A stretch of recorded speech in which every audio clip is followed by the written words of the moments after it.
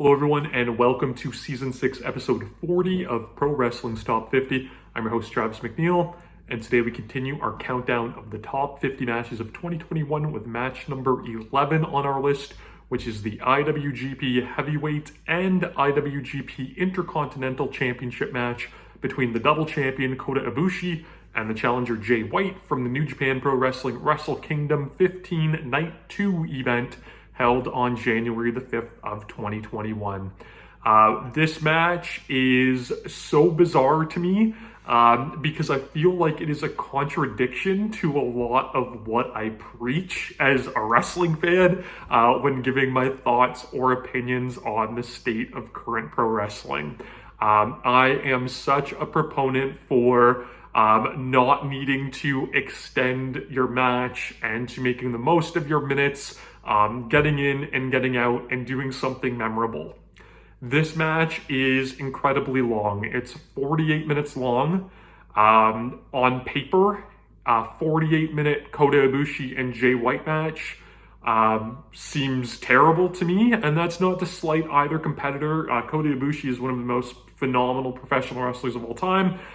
Jay White is someone that I've really grown to appreciate. I wasn't crazy about him, during his initial push in New Japan, but he's really grown on me. A lot of, what bothered me about him wasn't his fault. It was New Japan booking and interference and stuff like that.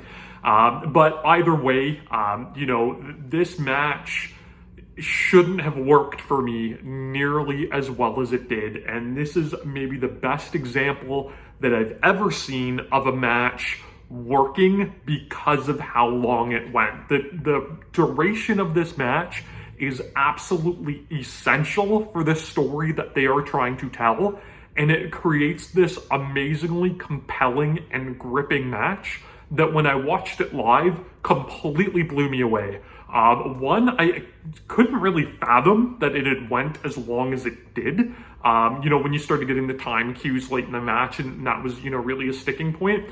It's 48 minutes. It does not feel like it, in my opinion. There was that aspect of it. But watching this match back for this countdown, I really started to dial in, knowing how long the match went, and watching it back, and not that spoiler-free initial, viewing that I had, really starting to go I totally get the story that they are trying to tell here. Basically, this is our lead up in a nutshell. So 2019 G1 Climax Finals. Kota Ibushi beats Jay White. 2020 Wrestle Kingdom.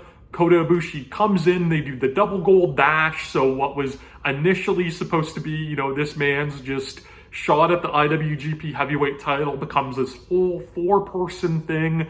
So poor Ibushi, he's still got his stage, but ultimately he ends up flunking out. He loses to Okada on night one. Okada, goes on to night two to fight, Naito, who would end up, unifying the two titles.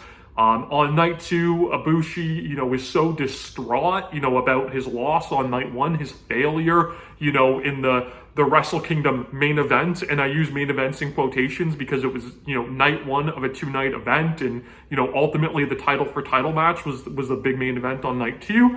Ibushi would lose to Jay White and end up finishing last. This was supposed to be this dude's moment, and he just completely flunked out. He finished last out of the four guys.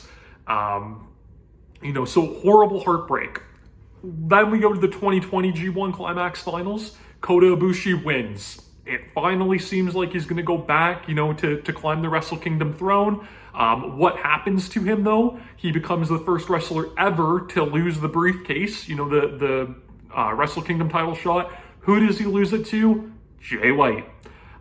So now for the second year in a row, we have Ibushi, who's supposed to be, main eventing Wrestle Kingdom, really shouldn't have even gotten a title shot here, if we're being honest. It was Jay White's shot, but Jay White called his shot and basically said, we're 2 nights for Wrestle Kingdom.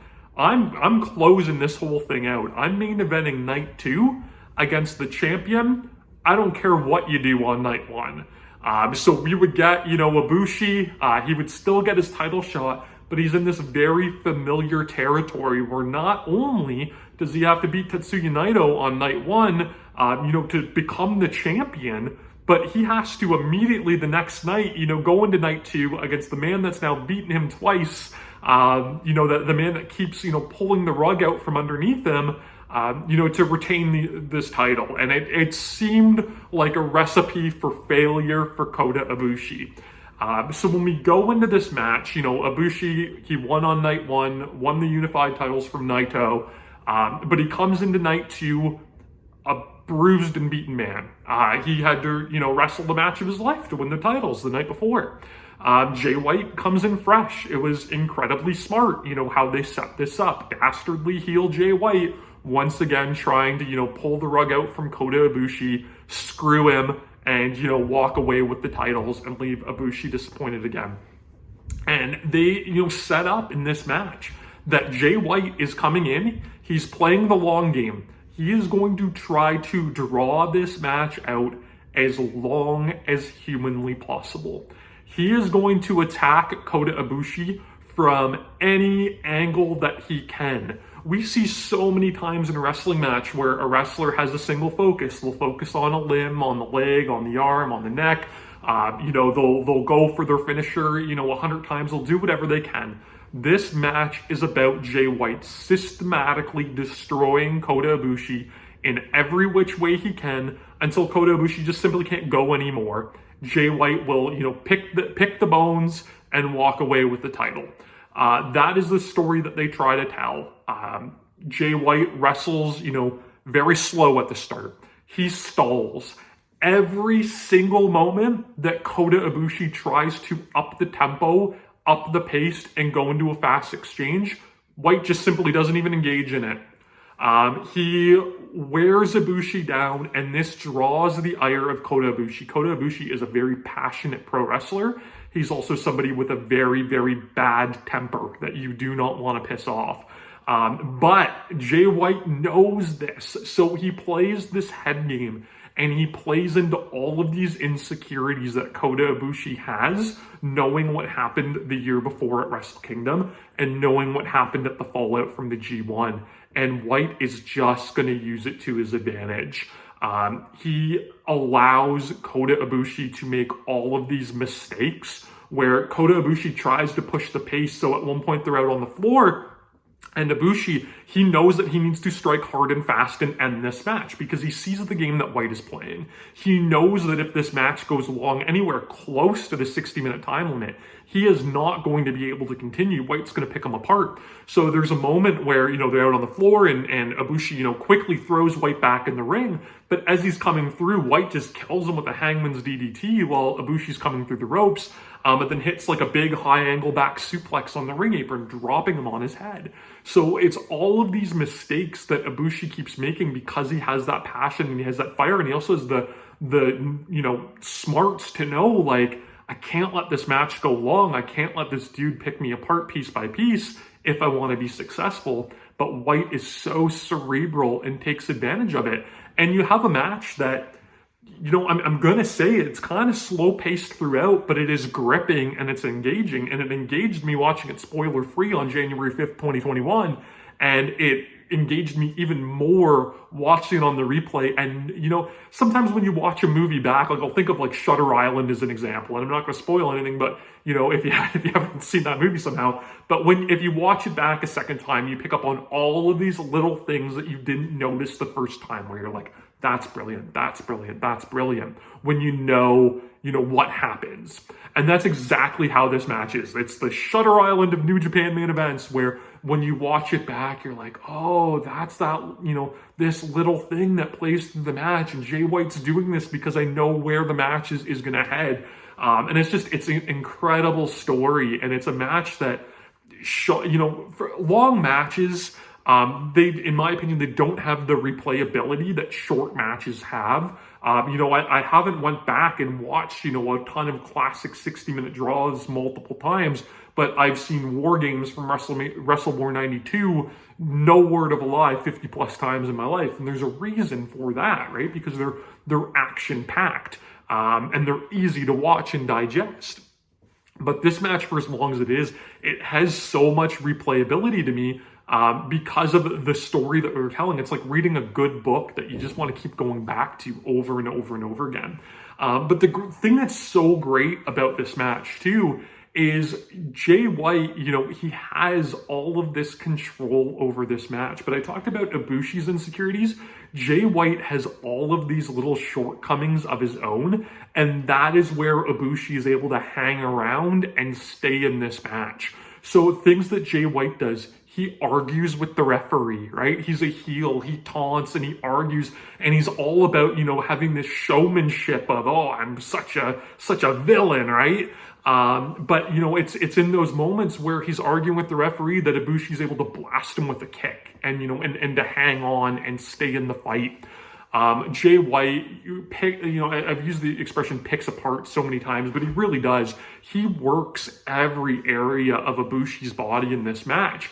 Dragon screws on the legs, suplexes, onto his head and neck, hitting him with, front suplexes, hanging him up over the ropes to work the midsection, all of these shots to the back.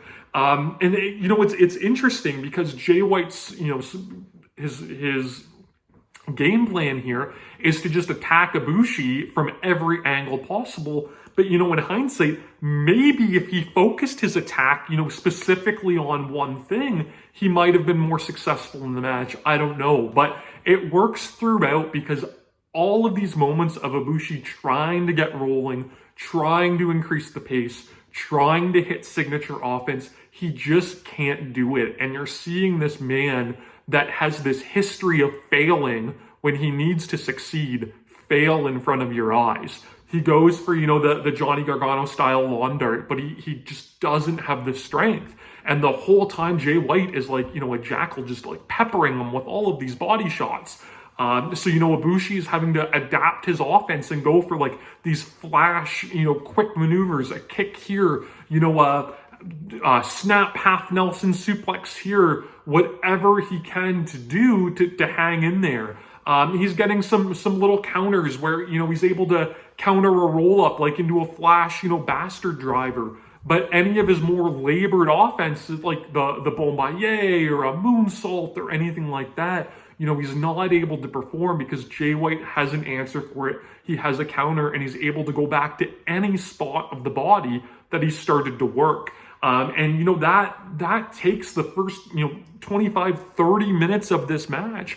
And, we start to see Jay White's long game that he's playing really start to work because then Jay White goes into his bigger offense and starts getting near falls. He hits the Kiwi Crusher for a 2. He's trying for the Blade Runner. He's trying to do, whatever he can. But when that starts to fail, I talk about these shortcomings that, Jay White has. He starts to utilize those again, right? When he deviates from his game plan slightly. When he's unable to hit the Blade Runner, he goes to a backslide with his feet on the ropes. It reeks of desperation, but it's maybe not needed, when he's controlling so much of this match. So what happens? Red Shoes sees the feet on the ropes, and that they get into an argument, and that allows Ibushi to jump back in with the distraction. Speaking of distractions, Gato is at ringside, and he tries to play a pivotal role in this match. And in so many instances in New Japan, I grow so tired of all of this Bullet Club, this House of Torture, whoever interference. But here, it's used so sparingly, and it adds to the match where Ibushi, gets that opening, is maybe going to hit the Phoenix Splash, but there's Gato distracting him. That allows, White to go back on the offense and, get like a sleeper suplex. And, I'm sorry, I'm just looking at my notes here. The next thing is he ties it all together, right? So he gets, the sleeper suplex, to counter out of the Phoenix Splash attempt. But then, he goes back to work on the legs with the Tanahashi taps out, the TTO. And, we get a big struggle there, but Ibushi's able to get the ropes. We get to this point where, what does White do? Again, he starts to deviate from his game plan a little bit, and he kind of gets overly arrogant and overly cocky, and he starts to disrespect Ibushi, with these shitty little head kicks and slaps and things like that. But that, plays into Ibushi's temper, and he goes into this rage and, wants to just destroy White, and he nails him with a palm strike and sends him into the corner, and, wants to start taking his head off with, straight punches and head kicks like we've seen Ibushi do so many times in so many of his big matches. But what does Jay White do? The same referee that he's been bickering with, he pulls Red Shoes in to try to get him to get Ibushi off. And this causes, Jay White to go to the floor and consult with Gato and be like, shit, I've pissed him off. I wasn't really trying to do that. Now he's fired up. He should be on his deathbed at this point, with victory in my sight. But now I've got him going. What do I do? And they, concoct this plan where Jay White goes back into the ring, refuses to trade strikes with Ibushi, and just, lies down and basically says, pin me, I'm done, pin me. And what does that do is, that bothers Ibushi even more. He wants to fight. So he shoves the referee off, who's trying to, be the mediator here, and be like, well, this man doesn't want to continue. And it allows, Jay White to hit a low blow and, to take control again and start hitting, all of these big offensive maneuvers, sleeper suplexes and German suplexes. And, he goes into the Alex Shelley playbook and hits, made in Japan and all of these big moves, that should beat Ibushi, but Ibushi is just able to hang in there and hang in there and hang in there somehow each time.